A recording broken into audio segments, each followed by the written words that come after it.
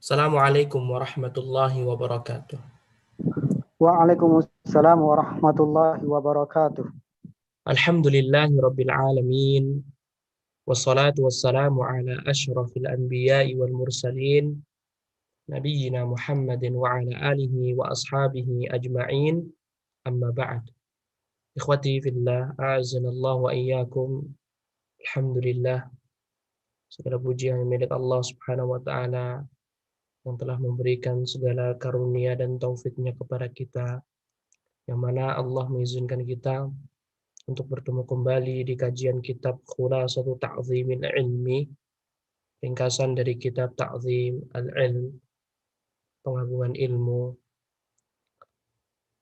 karya Syekh Saleh bin Abdullah bin Hamad Al-Utsaimin, hafizahullahu ta'ala. Ikhwati fillah, zanallahu wa iyyakum. Seorang penuntut ilmu dituntut setiap kali ia hendak datang ke majelis ilmu untuk selalu mengkosongkan hatinya, membersihkan hatinya dari segala penyakit, baik penyakit syubhat maupun penyakit syahwat. Karena Allah Subhanahu wa taala akan melihat hati kita. Ketika hati kita kosong dan bersih, maka ilmu pun akan siap, akan menetap di hati kita. Kemudian seorang penuntut ilmu harus ikhlas, karena keikhlasan merupakan kunci pertama kesuksesannya. Intasduqillah yasduqka. Kalau kamu jujur dengan Allah, maka Allah pun akan jujur kepadamu. Dan perkara ikhlas ini sangatlah sulit sekali, sehingga membutuhkan pengorbanan, membutuhkan latihan, membutuhkan tajdid setiap hari, setiap kali kita mendatangi majelis ilmu.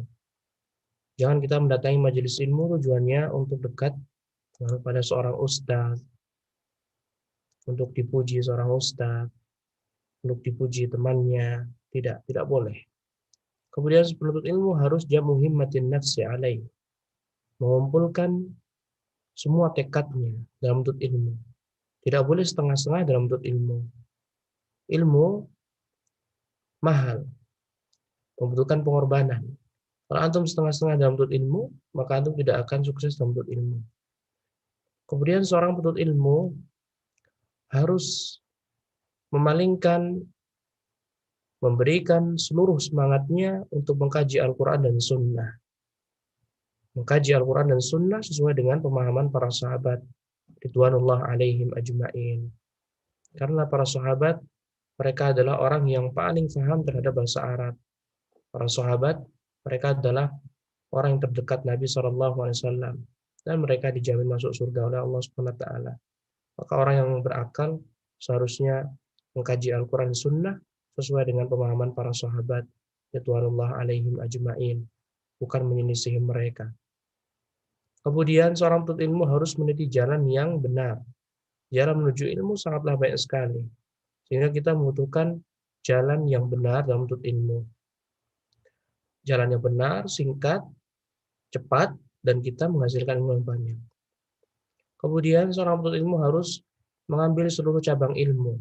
Tidak boleh jahil terhadap ilmu tertentu. Ya. Seorang kalau ingin menekuni ilmu fikih harus menekuni ilmu akidah terlebih dahulu.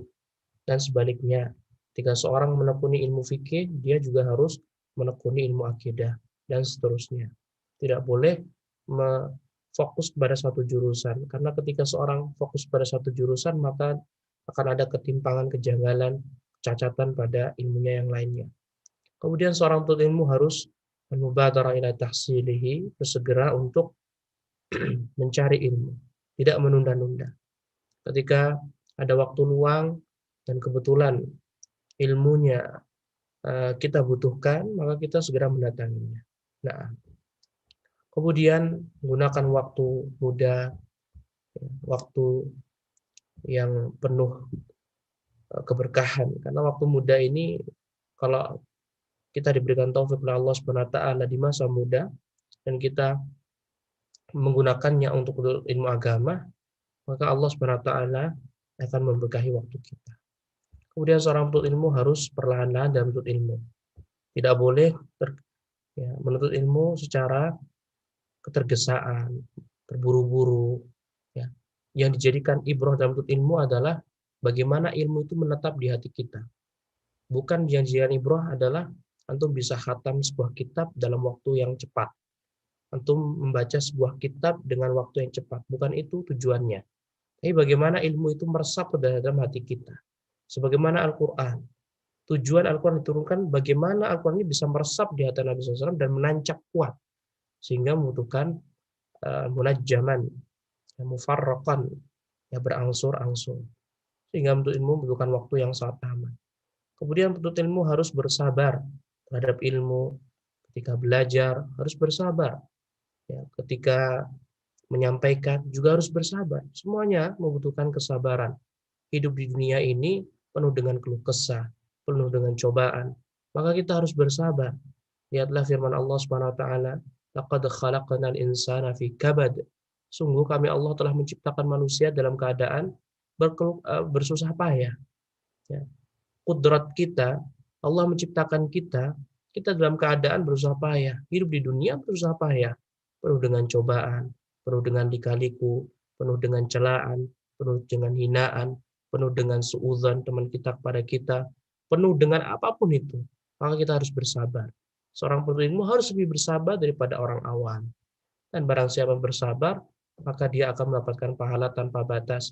Innama yuwaffas sabirun ajrahum bighairi hisab.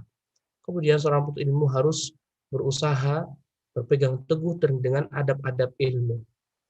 Seorang penuntut ilmu harus beradab, berakhlak mulia. Seorang penuntut ilmu harus berusaha mengamalkan seluruh ilmu yang dia dapati dari adab-adab. Bagaimana bermuamalah dengan kedua orang tua, bagaimana bermuamalah dengan ulama, bagaimana bermuamalah dengan para ustadz, para guru, bagaimana kita bermuamalah dengan buku kita, bagaimana kita bermuamalah dengan hafalan kita, bagaimana kita bermuamalah dengan teman kita, bagaimana kita bermuamalah dengan hal apapun itu. Semuanya sudah dijelaskan oleh para ulama. Tinggal mau tidak antum ini membaca buku-buku yang berkaitan tentang adab. Dan insya Allah jika Allah izinkan kita akan berpindah setelah ini ke dalam Hilyat Thalibul Ilmi agar antum bisa mengetahui bagaimana seorang penuntut ilmu beradab dengan diri sendiri, bagaimana seorang penuntut ilmu beradab kepada orang tuanya, bagaimana seorang penuntut ilmu beradab kepada gurunya. Apakah layak seorang murid menggibahi gurunya? Apakah layak seorang murid mencela gurunya akibat guru yang telah berbuat kasar kepadanya? Tidaklah layak. Contohlah Nabi Musa alaihissalam. Dikatakan sama Nabi Khadir, lantas tati'a ma'iya sabra. Kamu tidak akan bisa bersabar dengan wahai Musa. Apakah Nabi Musa gersula? Apakah Nabi Musa lantas menggibahin Khadir? Karena waktu itu Nabi Musa bersama pemudanya, Yusha bin Nun. Tidak sama sekali. Maka contohlah ulul azmi minar rusul, Nabi Musa alaihi salam. Kemudian ikhwati fillah azanallahu wa iyyakum. Alhamdulillah dengan izin Allah Subhanahu wa taala kita telah menyelesaikan 10 tangga pertama menuju keagungan ilmu. Dan barang siapa yang berusaha semaksimal mungkin mengamalkan 20 tangga menuju ke keagungan ilmu, maka ilmu akan mengagungkan kita. Dan semuanya membutuhkan taufik Allah Subhanahu wa taala. Tidaklah kita bisa mengamalkan seluruh tangga yang disebutkan oleh penulis ini kecuali dengan izin Allah Subhanahu wa taala. Idza lam yakun 'aunun minallahi lil fata fa awwalu ma yajni 'alaihi ijtihaduhu. Ingatlah 17 kali antum berdoa kepada Allah Subhanahu wa taala, iyyaka na'budu wa iyyaka nasta'in. Ya Allah, hanya kepada Engkau lah ya Allah kami beribadah. Ya Allah, hanya kepada Engkau lah ya Allah kami memohon pertolongan. Rasulullah SAW juga mengatakan, ihris ala ma yanfa'uka wasta'in billah wa la ta'jaz. Bersemangatlah terhadap apa yang bermanfaat bagimu. Ya, yang bermanfaat bagimu. Yang bermanfaat bagimu. Ketika antum menilai hal tersebut bermanfaat bagimu, maka bismillah, tawakal, nggak usah mikirin orang lain. Kalau antum yakin, antum saat ini mengkaji adab-adab menuntut ilmu, dan inilah yang seharusnya antum lakukan, antum yakin menghadiri majelis ilmu, adab-adabnya, dan antum meninggalkan sejenak kajian fikih, kajian-kajian yang lainnya, padahal orang teman-teman terdekat antum mengatakan apa? Kenapa sih antum fokusnya ke ilmu terus, fokusnya ke ulama terus? Ya, ini dong belajar tauhid, tauhid kan juga penting dan ini ya. Ingatlah sabda Rasulullah SAW, ihris ala ma yanfa'uk. Ini yang bermanfaat bagimu, maka semangatlah. Nggak usah menggubris perkataan orang lain. Untuk apa antum menghiraukan perkataan orang lain? Jangan hiraukan perkataan orang lain. Terlebih orang-orang yang menggembosi semangat antum dalam ilmu. Ingatlah, terkadang perkara hasad itu timbul orang-orang terdekat kita. Orang yang timbul hasad kepada kita, dia harus kita jauhi.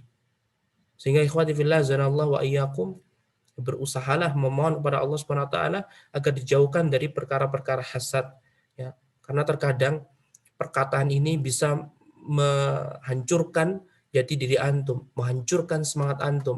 Ketika antum sudah semangat dalam menuntut ilmu, ya udah, idza azamta fatawakkal 'ala Allah. Kalau antum betul-betul sudah berazam ingin menuntut ilmu, mempelajari adab-adab menuntut ilmu, ya sudah nggak usah digubris perkataan teman antum, fokus.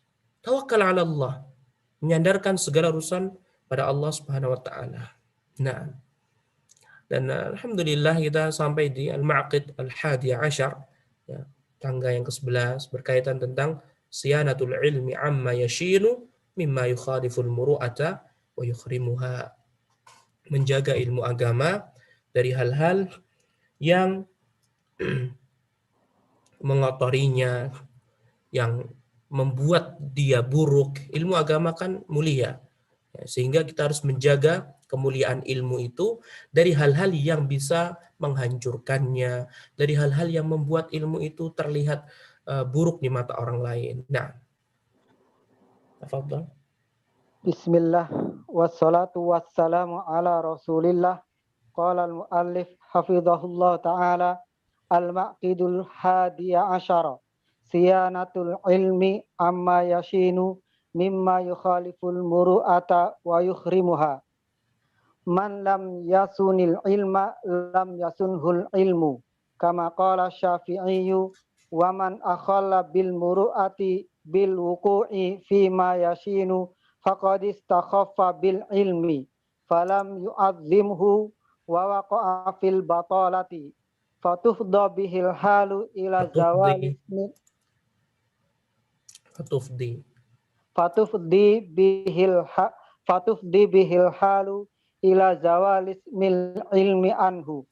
Qala Wahab ibnu Munabbih rahimahullah la yakunul battalu minal hukama'i wa jima'ul muru'ati kama qala Ibnu Taimiyah al-jaddu fi al-muharrar kitab nama muharrar al-muharrar wa tabi'ahu hafiduhu fi ba'di fatawihi jamak. Fatawihi. Isti'malu ma yujammiluhu wa yazinuhu. Wa tajannubu ma yudannisuhu wa yashinuhu. Qila li Abi Muhammad Sufyan ibnu Unayyah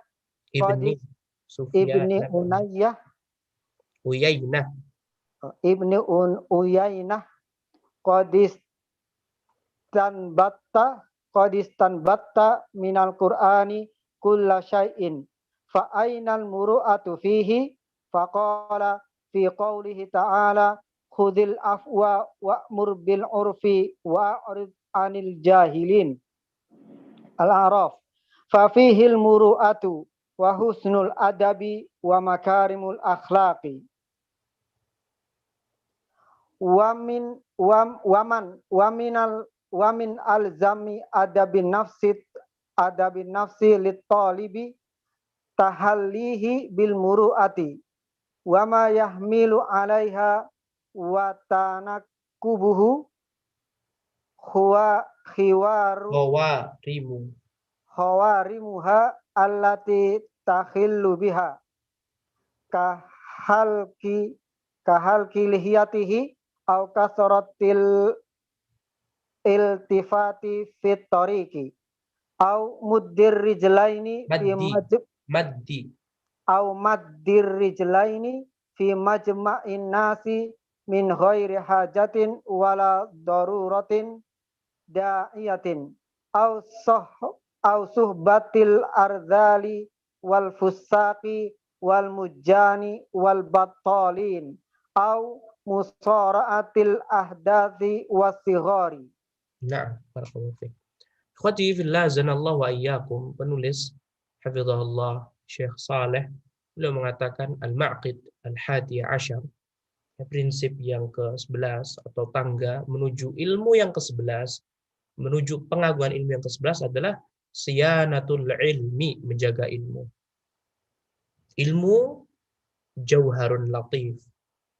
Sebagaimana perkataan penulis, al-ilmu jauharun latifun la yasluhu illa lil qalbin nazif. Ilmu itu merupakan perhiasan, permata. Ya. Bisa diistilahkan perhiasan yang paling mahal apa? Berlian. Ya. Diamond yang mewah, mahal. Ilmu itu perhiasan. Sehingga ketika antum memiliki perhiasan, apa yang antum lakukan, ikhwah? Apakah antum memiliki perhiasan diamond yang harganya 10 miliar, misalnya, antum gunakan, antum letakkan sembarangan, antum letakkan di wastafel, antum letakkan di kamar mandi, antum letakkan di tempat tidur, antum letakkan di atas lemari sehingga terkena debu-debu? Tentu saja tidak, bukan? Ya, tentunya antum harus meletakkan perhiasan ilmu tadi, diamond yang begitu mewah mahal, 10 miliar tadi, di tempat yang seharusnya. Dan memegangnya pun bukan dengan tangan kosong. Ya, menggunakan sapu tangan khusus, karena mewah, begitu luar biasanya. Maka seharusnya ilmu juga harus diberikan kedudukannya. Dijaga ilmu. Ilmu itu barang mewah. Harus menjaga ilmu. Dari apa? Amma yashinu. Dari hal-hal yang bisa mengotorinya. Dari hal-hal yang bisa menjadikan ilmu itu dipandang sebelah mata dan buruk. Mimma yukhaliful muru'ata wa yakhrimuha.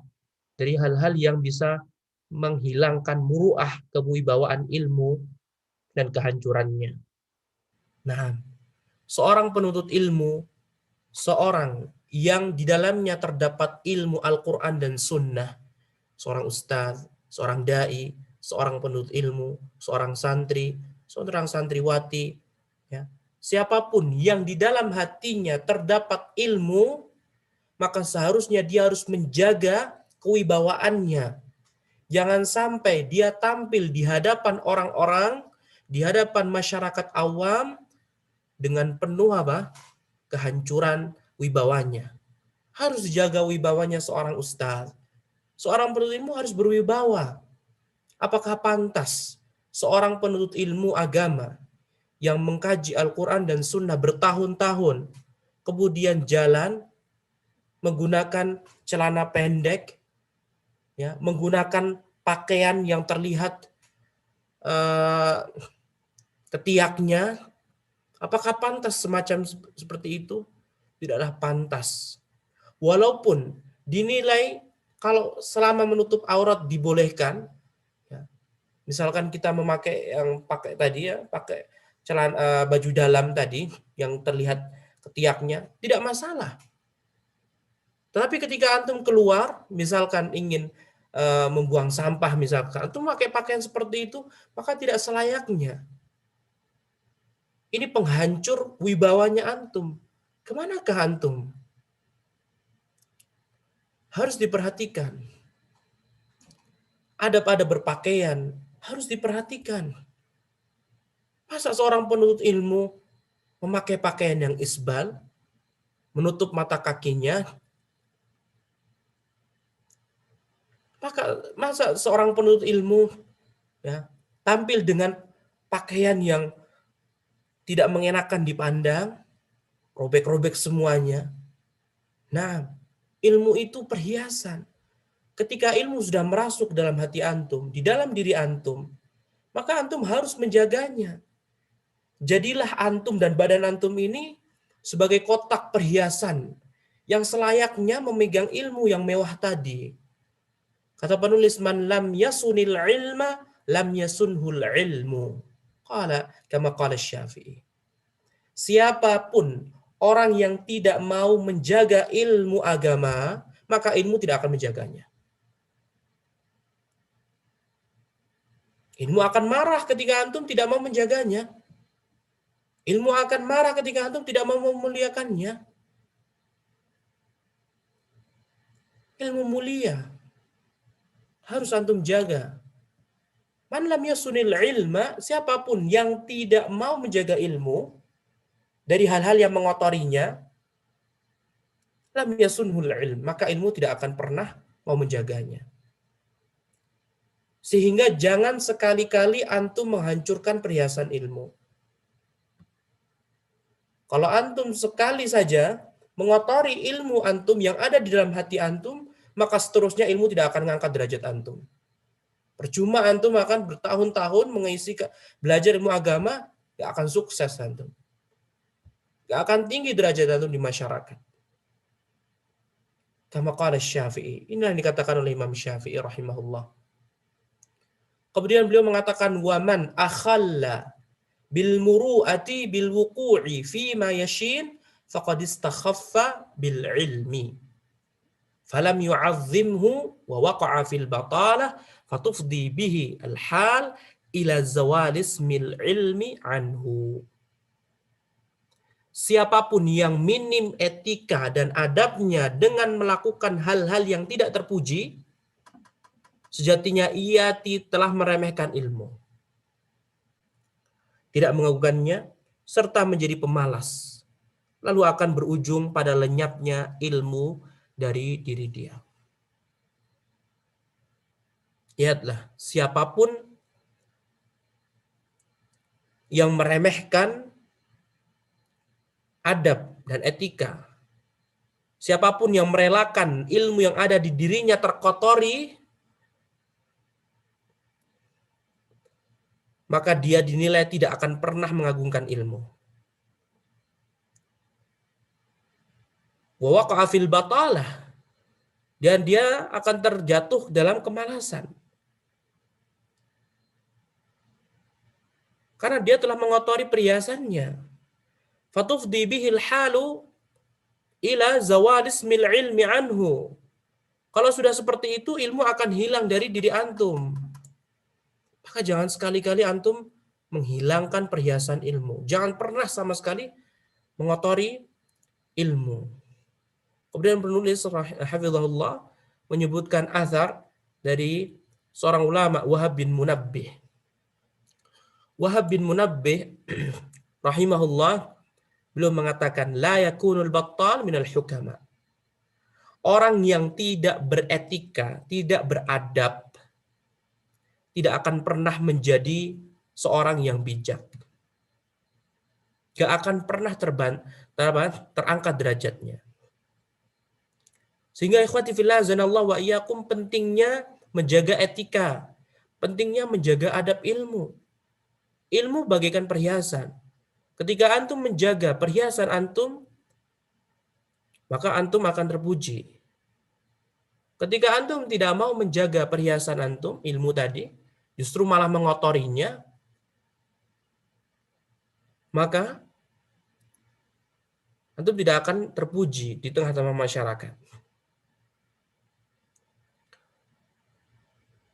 Kemudian apa sih ikhwati fillah zanallahu wa iyyakum yang disebut dengan al-muru'ah, kewibawaan? Kita harus menjaga perhiasan ilmu dari hal-hal yang bisa menghancurkan kewibawaan. Apa yang dimaksud dengan kewibawaan? Penulis menukilkan perkataan ulama, kakeknya Syekhul Islam Ibnu Taimiyah, Abdus Salam. Ibnu Taimiyah al-Jadd. Ibnu Taimiyah al-Jadd yang kakek.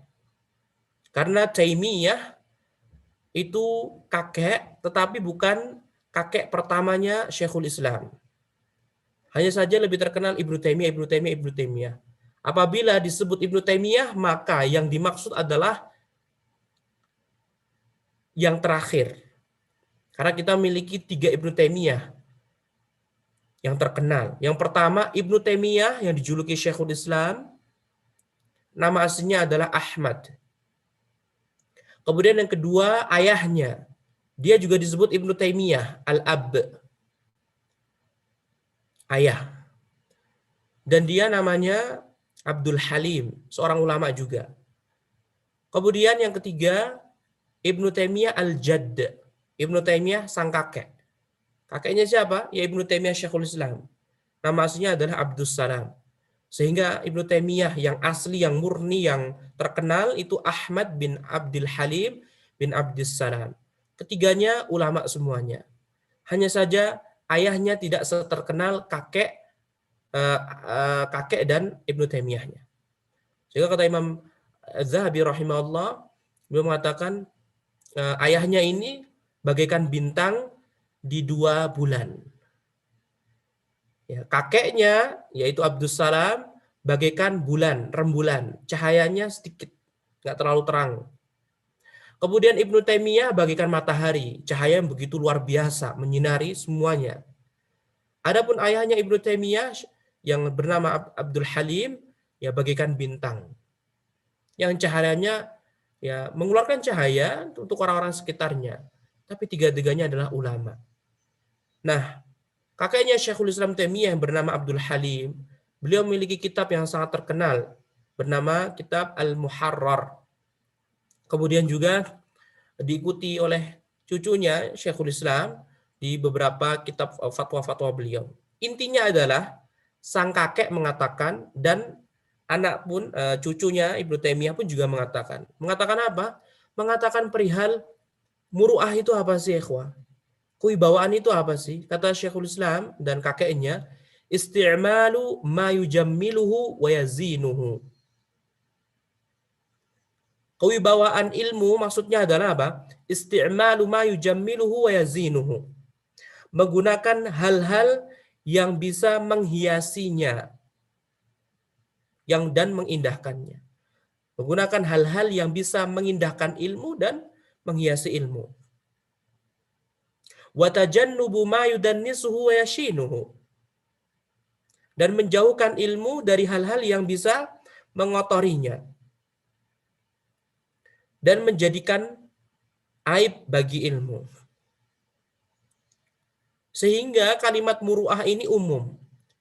Tidak hanya sebatas perbuatan yang bersifat ibadah. Tetapi hal-hal yang bersifat duniawi bisa juga dibawa. Seperti tadi yang telah kita sebutkan tadi. Seorang penuntut ilmu, ketika dia keluar rumah, jangan sampai memakai pakaian yang pendek. Ya. Atau memakai baju baju dalam saja. Ya, jangan sampai seperti itu. Karena itu ketika seorang penuntut ilmu keluar rumah berpakaian yang bagus, ya, seperti sahabat Umar bin Khattab, beliau mengharapkan seorang penuntut ilmu penghafal Quran menggunakan pakaian putih. Nah, ketika antum keluar rumah menggunakan pakaian yang sopan, seperti misalkan jubah, bersih semuanya, maka itu akan menjadikan orang melihat luar biasa. Penampilannya bagus sekali. Sehingga hal ini akan menambah kewibawaan antum dan kewibawaan perhiasan ilmu yang antum bawa dalam hati antum. Dan sebaliknya, kalau antum menggunakan pakaian yang compang-camping, ya, kemudian robek-robek, kemudian memakai pakaian yang kelihatan ketiaknya, atau memakai celana pendek di atas lutut, antum keluar saja, maka orang awam akan melihat apaan sih, masa santri pakainya seperti itu? Apaan sih? Masa seorang ustadz pakainya seperti itu, seorang penuntut ilmu pakainya seperti itu? Kalau seorang akhwat, masa bertahun-tahun pondok pesantren atau bertahun-tahun ngaji masih ucul lepas jilbabnya, diketahui sama orang awam, maka bukan seperti itu. Sehingga kita harus menjaga ilmu perhiasan tadi, diamond yang begitu mewah mahal tadi, dari hal-hal yang mengotorinya. Jangan sampai orang lain melihat kita ini sang pembawa ilmu, pakaiannya buruk. Ya. Rambutnya luar biasa nggak tertata. Masa seorang penuntut ilmu nyemir rambutnya? Masa seorang penuntut ilmu dan ini dan itu? Nah, dan ini ikhwati fillah zanallahu wa iyyakum, perkara muru'ah ini dikembalikan pada adat. Kalau zaman dahulu, ya Rasulullah SAW hukum asalnya menyemir rambut boleh hukumnya selama tidak berwarna hitam. Tetapi zaman sekarang berubah, dan perkara menyemir rambut bukan perkara ibadah.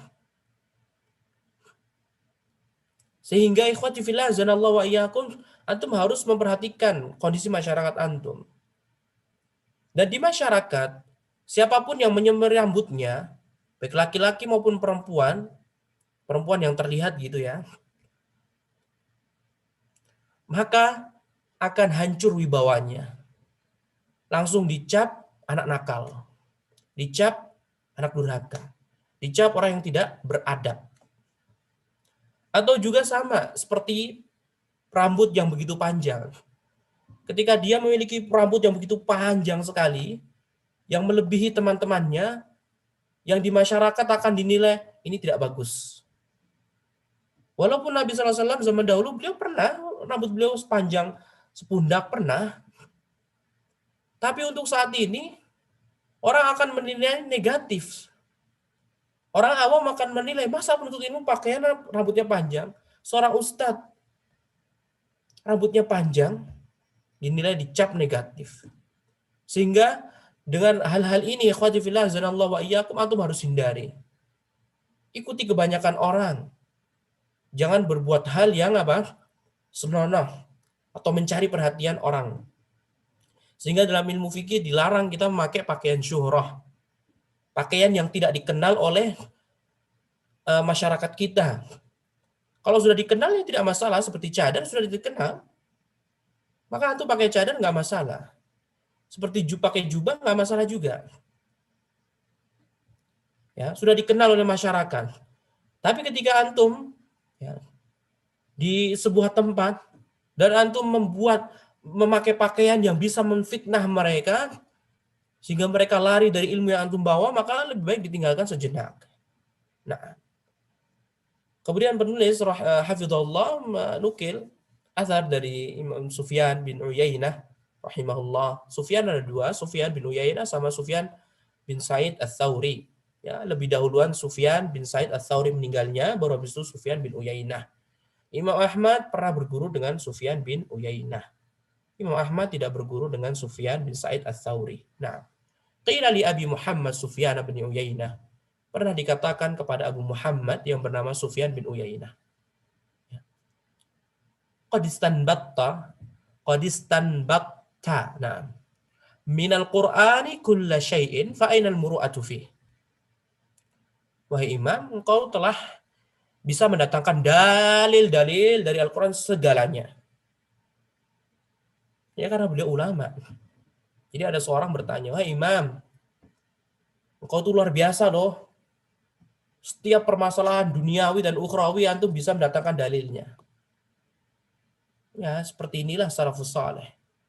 Sehingga antum ketika menisbatkan diri antum pada manhaj salaf, antum harus berusaha mencontoh salafus saleh. Dan Imam Sufyan belum mengistinbat segala hal.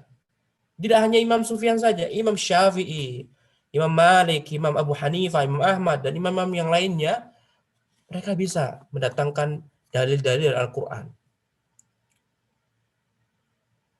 dalam segala hal. Kemudian beliau pun ditanya, kalau kamu bisa mendatangkan seluruh dalil dalam segala permasalahan, fa'inal muru'atu fih. Berikan dalil berkaitan tentang harus menjaga muru'ah kewibawaan. Jangan sampai kita terjatuh. Jadi wibawa kita jatuh di masyarakat. Mana? Dalilnya mana? Beliau diminta seperti itu. Wah imam, berikan dalil tentang kewajiban harus menjaga muru'ah. Kemudian Imam Sufyan bin Uyainah pun mengatakan fi qaulihi ta'ala, dalam firman Allah Subhanahu wa taala, khudhil afwa wa'mur bil 'urfi wa'arid 'anil jahilin. Khudhil afwa, jadilah pemaaf. Jadilah orang pemaaf. Ketika ada orang lain yang memiliki masalah dengan antum, persengketaan, maka jadilah antum orang pemaaf. Khudhil afwa. Jadilah orang yang pemaaf, jangan pendendam. Maafkan dia. Maafkan saudara antum yang telah melukai hati antum. Maafkan saudaramu yang telah menggibahi antum. Maafkan saudaramu yang telah berbuat kasar kepadamu. Khudhil afwa. Maafkanlah. Dan di antara sifat orang yang bertakwa yang akan menghuni surga Firdaus atau surga yang lainnya, mereka yang apa, ikhwah? Yang memaafkan. Wasari'u ila maghfiratin min rabbikum wa jannatin 'arduhas samawat. Di antaranya apa? Uiddat muttaqin. Di antaranya apa? Wal 'afina 'anil nas. Orang-orang yang memaafkan terhadap kesalahan orang lain. Maafkanlah mereka, ikhwati fillah azanallahu wa iyyakum. Orang-orang yang pernah menyakiti hati antum, baik dari kalangan orang terdekat maupun orang jauh. Maafkanlah orang-orang yang telah membuli antum. Badan antum tidak bagus, wajah antum tidak bagus, antum dibuli. Maafkanlah mereka. Mereka tidak mengetahuinya. Jadilah seperti Nabi SAW yang ketika beliau keluar dari Taif dilempari batu, dilempari kotoran. Yang melempari tidak hanya orang tua, tetapi anak muda, bahkan anak kecil pun mereka melempari Nabi SAW. Bahkan budak-budak pun yang terhina, budak itu zaman Nabi terhina. Ya, tidak ada kemuliaan sama sekali. Kecuali ketika mereka masuk Islam, baru Rasulullah memuliakan mereka. Budak-budak orang-orang kafir yang berada di Taif pun juga melempari Nabi SAW. Kemudian malaikat datang kepada Nabi SAW. Malaikat Jibril. Wahai Nabi, maukah engkau kedua malaikat ini penjaga gunung Abi Qubais dan Qaiqaan, dua gunung yang mengapit di kota Mekah, dicabut kemudian ditimpakan kepada kaummu wahai Nabi? Apakah engkau menghendaki? Kata Rasulullah apa? Tidak. Aku hanya menginginkan keimanan mereka. Semoga suatu saat ya, anak cucu mereka beriman kepada Allah Subhanahu wa taala. Dan Rasulullah SAW pun berdoa, Allahumma ighfir li qaumi fa innahum la ya'lamun.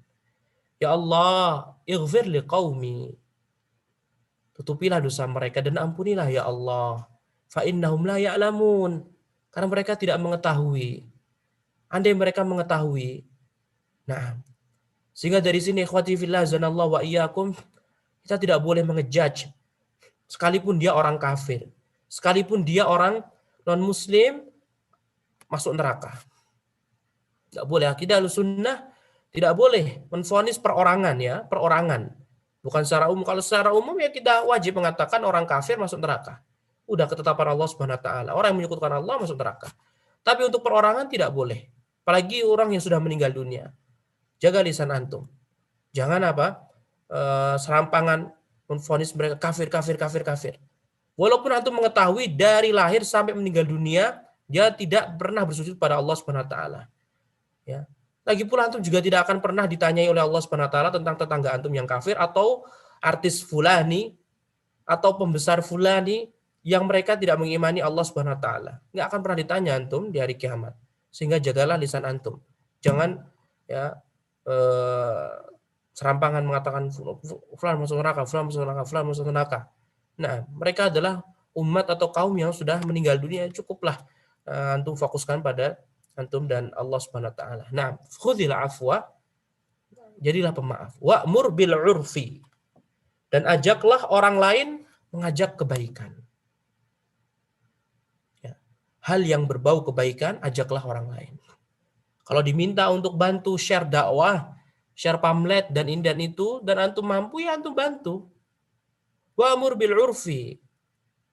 Dan ajaklah orang lain untuk melakukan kebaikan. Wa ta'awanu 'alal birri wat taqwa wa la ta'awanu 'alal itsmi wal 'udwan. Saling tolong-menolonglah kalian dalam kebaikan dan ketakwaan. Ya.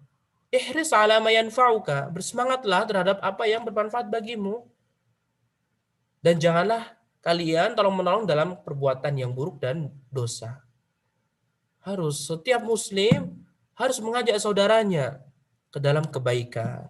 Ajaklah orang-orang terdekat antum kepada dakwah Nabi SAW sesuai dengan pemahaman salafus saleh, sesuai dengan pemahaman para sahabat dan orang-orang yang mengikuti para sahabat dengan ihsan, dengan sebaik-baiknya. Lagi pula ketika antum mengajak orang lain berbuat baik, antum akan mendapatkan apa? Mendapatkan pahala, bukan? Man dalla ala khair falahu mithlu ajri fa'ilihi. Siapa yang mengajak menunjukkan kebaikan kepada saudaranya, siapapun itu, maka dia akan mendapatkan pahalanya seperti orang yang mengikutinya.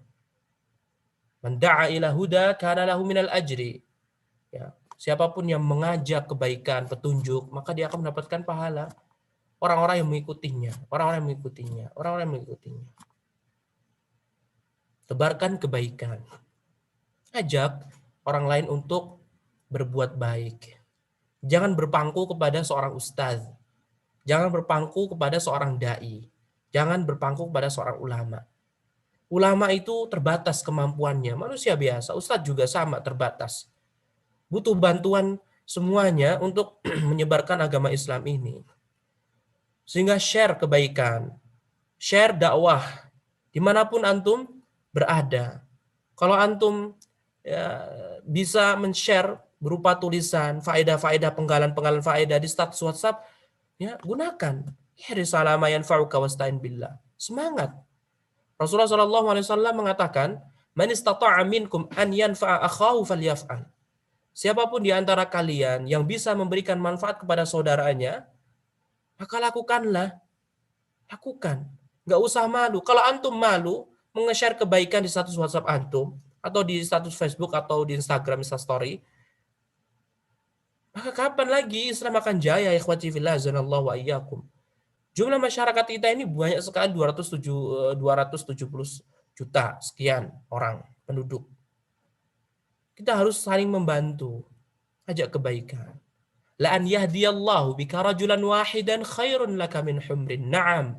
Kalau ada seorang yang mendapatkan petunjuk lantaran dakwah antum, itu lebih baik daripada satu ekor onta merah. Dan satu ekor onta merah itu harganya mahal sekali. Bukan seperti onta-onta pada umumnya. Sehingga bersemangatlah. Ya. Jadilah antum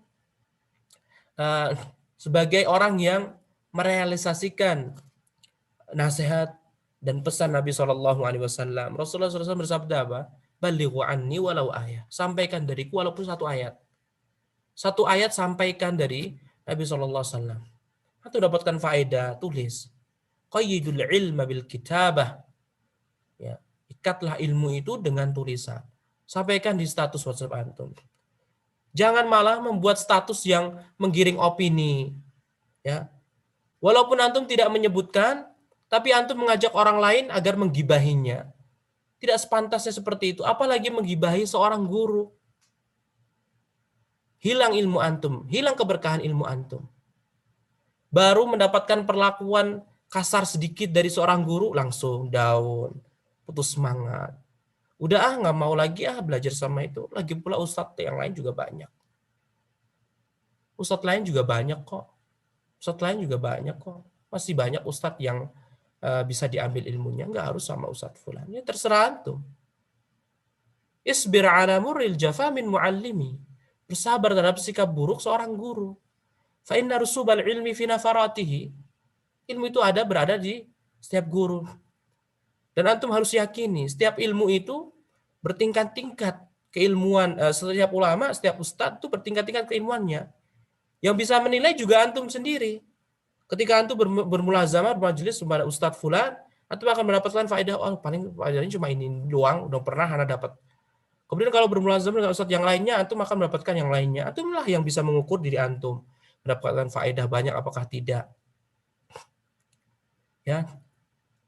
Sampaikan kebaikan di status WhatsApp. di status Facebook, dimanapun antum berada, dengan lisan maupun tulisan, sampaikan, sampaikan, sampaikan.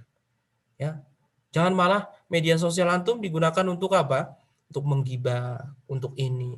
Nah, kesal juga kesal, nggak masalah. Ya, manusia ya pernah kepada titik kekesalan. Tapi apakah wajar antum membuat status-status yang galau seperti itu? Terlebih kepada seorang ustadz, kepada guru antum yang selama ini telah memberikan apa? Faedah banyak ilmu kepada antum. Dari sebelumnya antum tidak mengetahui, misalkan minta antum nggak mengetahui pelajaran bahasa Arab sampai membimbing antum bisa baca kitab bahasa Arab.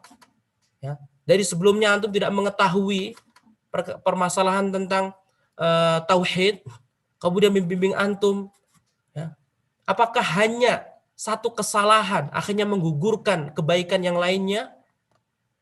Apakah seperti itu? Malakum kaifa tahkumun? Bagaimana kalian kok bisa menghukumi seperti itu? Apakah antum tidak mengingat sabda Rasulullah SAW, kullu bani Adam khata. Setiap manusia itu pernah melakukan kesalahan. Pernah melakukan kesalahan. Nah, kok bisa-bisanya guru yang antum ambil ilmu darinya, antum balas air susu mereka dengan air tuba. Air peceren bahasa Jawanya. Atau air yang kotor. Maka tidak sepantasnya. Maka gunakan media sosial antum dengan sebaik-baiknya. Kalau antum tidak mau menghormati guru antum tidak akan pernah sukses dalam menuntut ilmu. Dan ini dijelaskan di kitab Hilyah Thalibul Ilmi. Nah, nanti beliau juga akan menyebutkan dalam pembahasan ini, pembahasan setelahnya. Nah, kemudian kata Allah Subhanahu wa taala, wa a'rid 'anil jahilin. Dan jauhilah dan menjauhilah dari orang-orang yang bodoh. Hindari pertemanan dengan orang-orang yang bodoh. Hindari orang-orang yang sering baperan. Hindari orang-orang yang apa? Yang tidak mengetahui ilmu sama sekali. Ya. Karena kebanyakan ketika seorang bergaul dengan orang bodoh, maka dia akan tertular. Karena kebodohan merupakan penyakit. Maka akan tertular. Kalaupun antum tidak terpengaruhi dengan kebodohan dia, karena antum sudah menuntut ilmu, maka setidaknya akan mempengaruhi adab antum. Lihatlah Allah SWT mengatakan sayaqulu sufaha'u minan nas ma wallahum 'an qiblatihim allati kanu 'alaiha. Berkata orang-orang bodoh dari orang-orang munafik termasuk juga orang-orang Yahudi mengejek Nabi Muhammad dan para sahabat. Ma wallahum, apa sih yang membuat Muhammad dan pengikutnya itu tidak mau mengikuti Baitul Maqdis lagi? Kenapa sih harus pindah ke Ka'bah? Kenapa? Orang kalau tidak memiliki ilmu atau penuh dengan kebodohan, maka dia akan membawa mafsadat. Mafsadat. Kehancuran. Sehingga ketika antum berteman dengan orang-orang bodoh, orang-orang yang tidak memiliki ilmu, maka antum akan mendapatkan imbas yang buruk. Sehingga ikhwati fillah azanallahu wa iyyakum, antum harus memilih teman. Pilihlah teman yang saleh. Pilihlah teman yang penjual minyak wangi. Kalau antum bisa belinya, alhamdulillah. Kalau tidak, minimal antum akan mendapatkan bau harumnya. Kata Rasulullah SAW. Lihatlah kata Imam Sufyan bin Uyainah, beliau mengatakan, fafihil muru'atu wa husnul adabi wa makarimul akhlaq. Di dalam ayat ini, kata Imam Sufyan kepada sang penanya, terdapat dalil perintah kita menjaga muru'ah, kewibawaan. Wa husnul adab, perintah untuk beradab yang baik. Kemudian perintah untuk makarimul akhlak, akhlak yang mulia. Lihatlah begitu luar biasa kecerdasan beliau. Coba kalau seandainya antum penuntut ilmu. Antum penuntut ilmu, antum seorang ustaz. Antum seorang dai. Antum seorang ulama. Antum bergaul, memiliki teman yang jahil. Teman yang bodoh. Teman yang tidak berilmu sama sekali. Tapi tujuan antum mendekati mereka bukan untuk berdakwah. Tujuan antum mendekati mereka hanya untuk bersenang-senang. Kalau antum mendekati mereka, orang-orang yang bodoh sekitar antum untuk berdakwah, alhamdulillah. Tapi kalau antum cuma sekedar antum pulang dari pesantren, kemudian main sama orang-orang yang nggak berilmu, itu akan menghancur kewibawaan antum. Antum akan terbawa. Karena berteman dengan orang bodoh bagaikan antum berteman dengan pani besi. Bisa jadi api yang dia gunakan untuk melepuhkan atau menyepuhkan besi tadi mengenai antum, membakar baju antum. Seminimal mungkin antum akan kena asap yang buruk tadi, yang bau yang busuk. Sehingga harus betul-betul ikhwati fillah zanallahu wa iyyakum menjaga muruah kewibawaan. Lihatlah, Pak, betul-betul perhatikan ya, jangan sampai jadi orang-orang bergaul dengan orang yang jahil. Dan di antaranya juga si pendalilannya adalah Allah memerintahkan kita agar tidak menjadi orang yang jahil. Ya kan? Secara tidak langsung Allah memerintahkan kita untuk menjaga kewibawaan kita. Karena barang siapa yang bodoh, menjadi orang bodoh atau berteman sama orang bodoh, maka dia akan menghancurkan kewibawaan dia.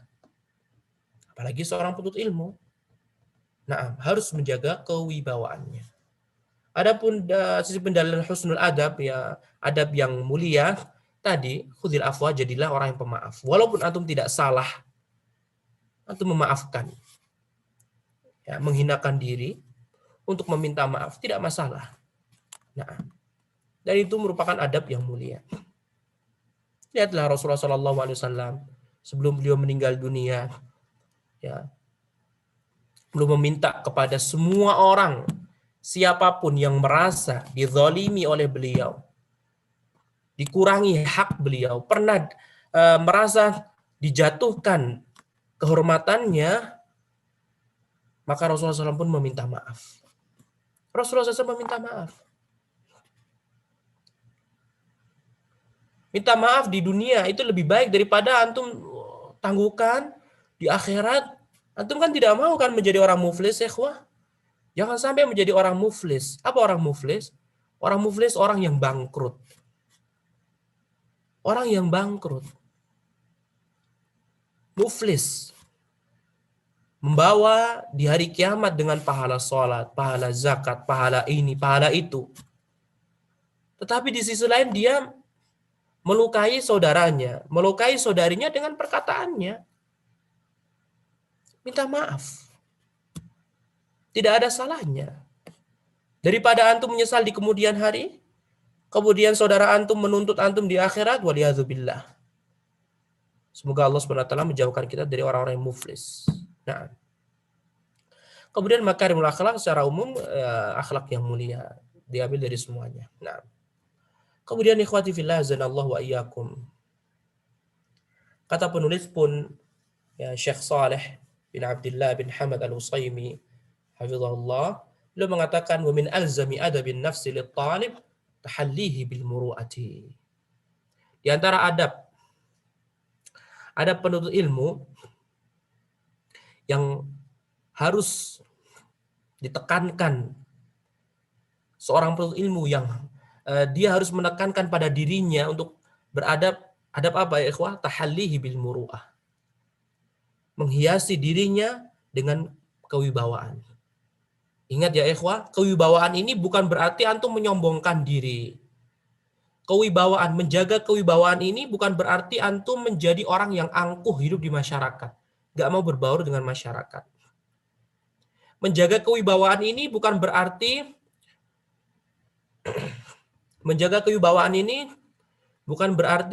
antum tidak mau mengucapkan salam, menebarkan salam. Bukan seperti itu. Berbeda. Menjaga kewibawaan ini antum tetap berakhlak mulia, berbaur dengan masyarakat, senyum, ya, berkata lemah lembut. Nah, tahallihi bil muru'ah, menghiasi dirinya dengan kewibawaan. Kewibawaan tadi apa? Hal-hal yang bisa menghancurkan ilmu. Yang kira-kira orang lain ini apa? Memandang kita ini buruk.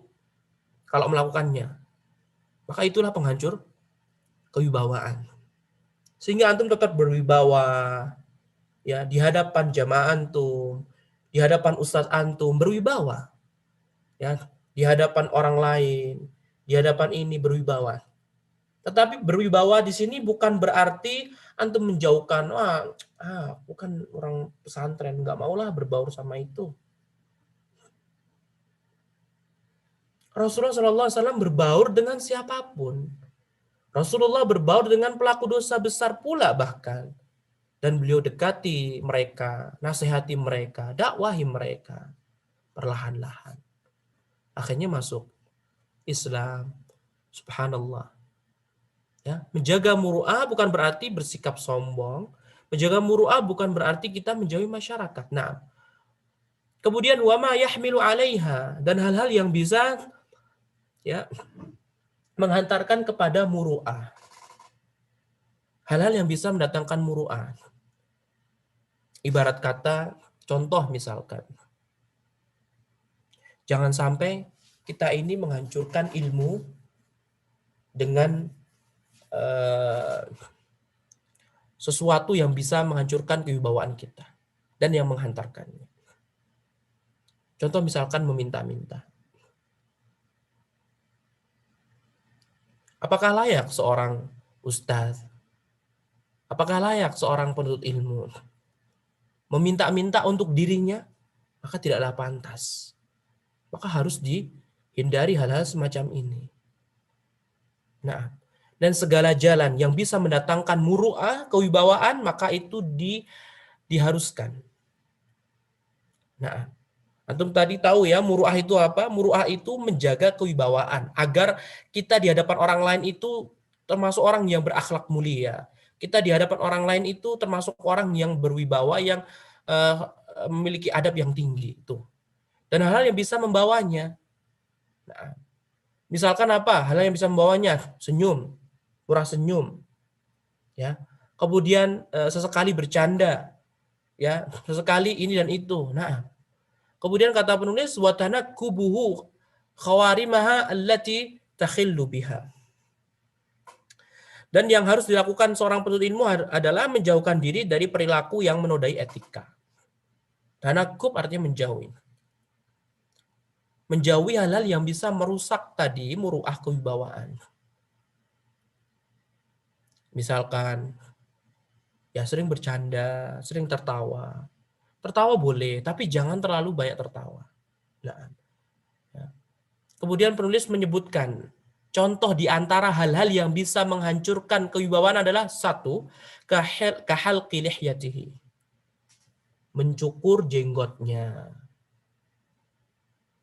Ya, seorang penuntut ilmu mencukur jenggotnya. Walaupun mencukur jenggot ini tidak ada ancaman dari neraka dan yang lainnya, tapi mencukur jenggot merupakan perintah Nabi SAW. Walaupun sebagian ulama berpendapat mencukur jenggot merupakan hukumnya dosa kecil, bukan dosa besar, maka tidak selayaknya kita melakukannya. Kemudian hal yang bisa menghancurkan kewibawaan adalah kathratil iltifat fit tariq. Terlalu banyak menoleh ketika berjalan. Antum mau ke masjid, ya sudah fokus ke masjid, berzikir. Berzikir, doa-doa yang disyariatkan. Jangan menoleh ke kanan, ke kiri, ke kanan, ke kiri, ke kanan, ke kiri. Masa mau ke masjid malah lihatnya, wah itu ada acara apa ya, nengok. Wah itu masak apa ya, wah. Baru ngelihat lewati pohon jambu, wah pohon jambunya udah berbuah berapa ya. Kemudian lewati pohon mangganya berapa ya. Ya sebenarnya nggak ada dosanya, nggak berdosa antum melihat-lihat seperti itu. Tapi janganlah seperti itu. Fokus, apalagi mau beribadah. Fokus ke masjid. Ya. Pulang dari masjid pun juga harus sama. Ya, kalau mau pulang ya udah pulang saja. Mau jalan kaki, mau naik kendaraan silahkan, tapi jangan lirik sana, lirik sini, lirik kanan, lirik ini. Nah, dan tidak hanya kita pergi ke masjid, ya. Ketika antum mau pergi ke pasar, ya udah fokus. Jangan toleh kanan, toleh kiri, toleh kanan, toleh kiri. Nah, kalau tanpa antum sadari ya nggak masalah. Misalkan seperti antum fokus ke depan, kemudian tiba-tiba dari mata antum yang biasanya kan kanan kiri itu kan ada kan ya. Apa sih istilahnya? Nah, lupa. Pokoknya yang paling ujung situ, pasti kita bisa melihat kejadian apa itu seketika, nggak masalah. Tapi kalau antum menyengaja, ya tengok kanan, tengok kiri, ya lebih baik ditinggalkan. Nah, kemudian juga maddir rijlaini fi majma'in nas min ghairi hajatin wala daruratin da'iyah. Menyelonjorkan kaki, menghamparkan kaki di perkumpulan-perkumpulan orang tanpa adanya kebutuhan.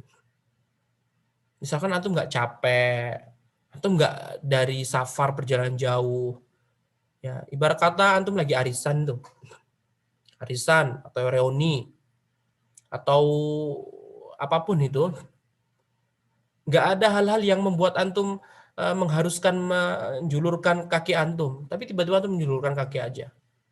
Maka hal ini tidak diperkenankan. Ya. Kenapa? Karena ini bisa menjatuhkan harga diri antum.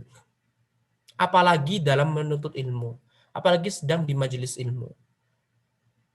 Kalau sedang offline atau kajian langsung, ustadznya ada di depan, antum bersandar di belakang, ya, tembok, kemudian antum sambil selonjorkan kaki antum, digerak-gerakin, la haula wala quwata illa billah. Tidak beradab sama sekali. Tidak beradab. Harus memperbaiki. Sekalipun ilmu antum lebih banyak daripada ustadz antum, maka tidak selayaknya seperti itu.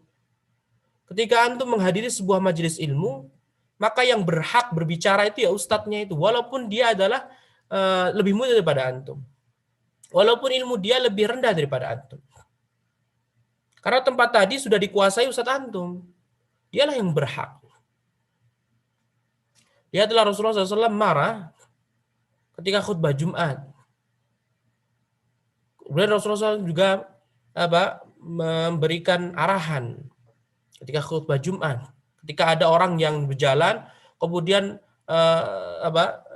melangkahi pundak-pundak saudaranya, masuk ke depan seperti itu. Dilarang sama Nabi SAW. Mengisyaratkan apa? Di masjid itu yang berkuasa Nabi SAW. Jadi Nabi yang berhak untuk mengaturnya. Walaupun di saat itu ada orang yang lebih tua daripada Nabi SAW. Sama. Di majelis ilmu juga sama. Yang berhak berbicara adalah guru antum, ustaz antum. Antum nggak berhak berbicara.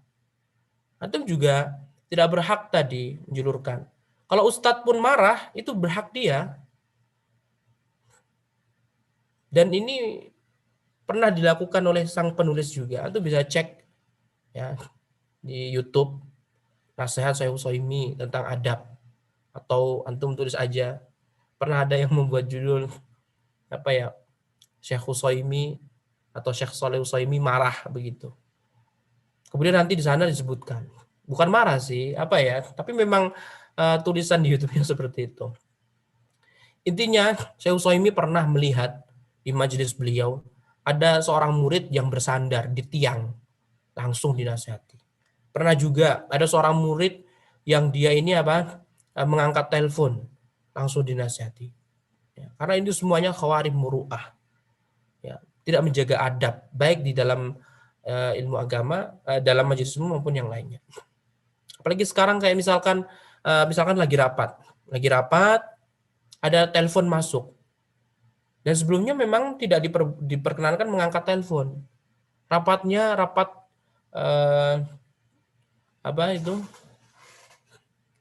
rapat formal. Nah, ketika antum mengangkat handphone tadi, itu bisa menjatuhkan muruah antum. Orang lain akan menganggap, apaan sih si fulan ini kok bisa udah tahu rapat formal, nggak boleh adain yang mengganggu, malah dia chattingan atau ini. Nah, waliyadzubillah. Dan ini kita saksikan ya banyak sekali. Sehingga penuntut ilmu itu harus menjaga adab-adab seperti itu. Ya. Masa di ruang rapat ya kepala instansi atau mudirnya atau direkturnya lagi ngomong, kita langsung buka HP di bawahnya. Lihat WhatsApp, ini siapa ya yang datang nih? Pesan dari siapa ya? Ini nggak bagus. Ini akan apa? Menghancurkan muruah antum, wibawa antum. Nah, walaupun tidak masalah sebenarnya, nggak dapat dosa antum nggak dapat dosa dengan melakukan hal-hal semacam ini. Tapi alangkah ya diperbaiki, jangan sampai seperti itu. Nah, kemudian ausuhbatil arzal wal fusaqi wal mujani wal battalin. Nah, au musara'ati al ahdathi was sighar. Kata penulis juga, hendaklah seorang penuntut ilmu harus menjauhi apa? Berteman dengan orang-orang yang berperilaku kotor, ya, orang yang melakukan dosa besar, fasik, kemudian orang-orang yang tidak memiliki rasa malu dan tidak bermoral. Nah, al-mujjan, orang-orang yang tidak memiliki rasa malu. Al-battalin, orang-orang yang tidak beretika. Nah, harus menjauhi hal-hal semacam itu. Karena al-mar'u ala dini khalilihi falyanzur ahadukum man yukhalil. Al-mar'u, seorang itu ala dini khalilihi. Dia tergantung temannya. Teman inilah yang akan memberikan penilaian. Dia temannya siapa saja sih? Orang-orang terdekat dia ini siapa saja sih? Nah, ketika sudah diketahui, oh ternyata fulan temannya sama fulan, fulan sama fulan. Teman-teman orang-orang yang mengelilingi dia adalah orang-orang yang bodoh misalkan. Atau orang-orang yang mengelilingi dia adalah orang pelaku dosa besar. Orang-orang yang memiliki mereka adalah orang-orang yang tidak tahu malu gitu kan. Atau terus orang-orang yang mengelilingi dia adalah orang-orang yang pemalas, yang tidak memiliki adab. Nah, maka ini akan apa? Mengimbas kepada antum. Berimbas buruk. Akhirnya wibawa antum akan hilang, sirna. Jatuh muruah antum. Kasihan ilmu yang antum emban. Ilmu yang ada dalam hati antum yang permata tadi berlian, itu akan rusak. Gara-gara apa, ikhwah? Gara-gara antum berteman dengan orang-orang yang tadi. Nah, jangan jadikan mereka itu teman. Kalau antum sesekali mengunjungi mereka sembari berdakwah tidak masalah. Nah, au musara'atil ahdathi was sighar, atau bergulat dengan anak-anak kecil secara berlebihan. Nah, ya, bercanda dengan anak kecil tidak masalah. Rasulullah SAW bercanda kepada anak kecil. Ya, ada seorang anak kecil yang bernama Abu Umair. Kemudian dia memiliki burung, kemudian burungnya meninggal dunia, mati. Kemudian Rasulullah SAW pun mengajak bercanda beliau. Nah, ya Abu Umair, ma fa'alan nughair. Nah, kemudian juga Rasulullah SAW bercanda kepada Anas bin Malik. Anas bin Malik masih kecil ya. Kemudian bercanda kepada anak-anak yang lainnya. Rasulullah SAW bercanda, tetapi jangan sampai bercanda yang bisa apa? Membuat penilaian orang lain antum tuh buruk akhlaknya begitu. Nah, ikhwati fillah zanallahu wa iyyakum ya. Sehingga khulasah atau kesimpulan dari tangga yang ke-11 ini, kita harus selalu menjaga ilmu kita, membersihkan ilmu kita. Ilmu permata yang begitu indah, yang mewah dan mahal, bagaikan berlian yang harganya selangit, maka antum harus menjaganya, menempatkan perhiasan tadi sesuai tempatnya. Ya, jangan perhiasan yang mewah 10 miliar antum pegang dengan tangan biasa, harus pakai apa? Sapu tangan misalkan. Nah, kemudian juga sama seperti antum, ilmu yang ada dalam hati kita harus kita jaga. Jangan sampai orang lain memandang kita ini buruk. Orang lain memandang kita ini buruk akhlaknya. Ketika orang lain memandang kita buruk akhlaknya, maka ikhwati fillah zanallahu wa iyyakum, apa yang terjadi? Ketika orang lain menganggap buruk akhlak kita, hilang muruah kita. Ketika hilang muruah kita, ilmu pun tidak akan menjaga kita. Sehingga ingatlah perkata Imam Syafi'i rahimahullah, man lam yasunil ilma, lam yasunhul ilmu. Siapapun yang tidak mau menjaga ilmu, maka ilmu tidak akan menjaganya. Wallahu ta'ala a'lam, wabillahi taufiq. Wa sallallahu wasallam ala nabiyyina Muhammad wa ala alihi wa sahbihi wa sallama tasliman katsira. Wassalamualaikum warahmatullahi wabarakatuh.